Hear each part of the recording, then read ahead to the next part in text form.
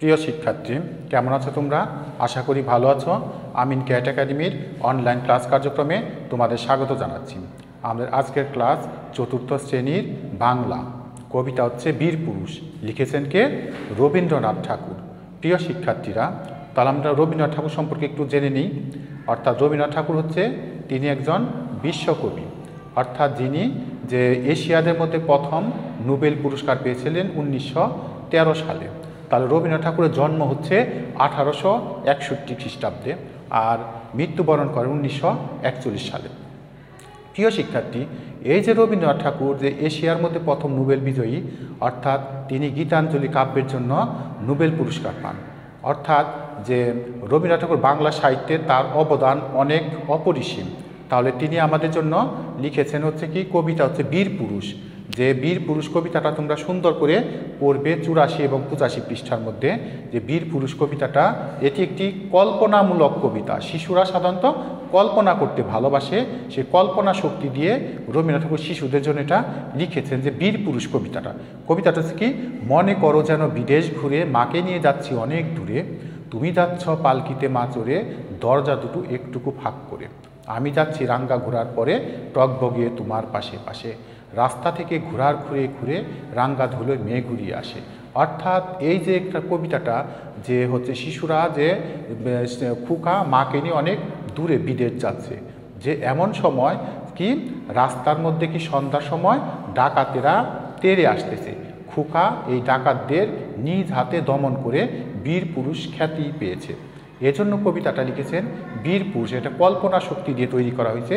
শিশু রাঙ্গা ঘোড়ায় চড়ে টগবগিয়ে পাশে পাশে যেতে যেতে যে ডাকাতদের কি প্রতিহত করলো, এটা কবি এখানে শিশুদের, কোমলমতি শিশুদের কল্পনা শক্তি থেকে এখানে প্রকাশ পেয়েছে।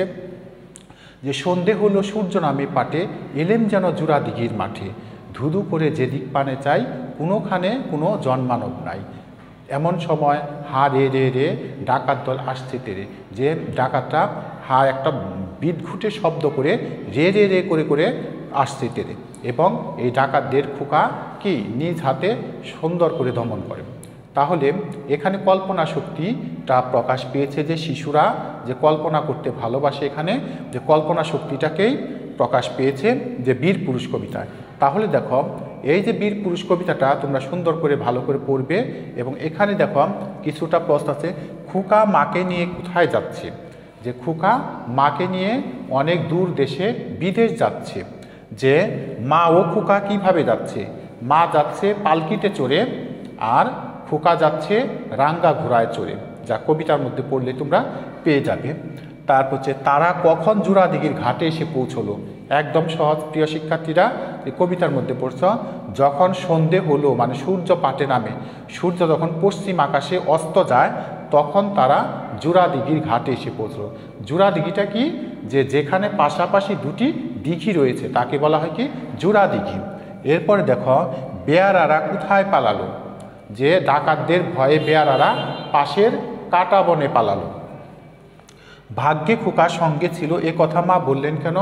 কারণ মা বললেন যে যদি খোকা না থাকতো তাহলে ডাকাত দল আমাদের মেরে ফেলতো। এই জন্য বলছে খোকা আমাদের বাঁচিয়েছে, এই জন্য বলছে ভাগ্যে খোকা সঙ্গে ছিল। তা নইলে কি দুর্দশাটাই না আমাদের হতো, দুর্দশা তো খারাপ অবস্থাটাই না হতো।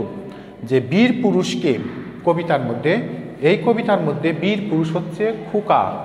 সে কাদের হারিয়ে বীর পুরুষ হলো?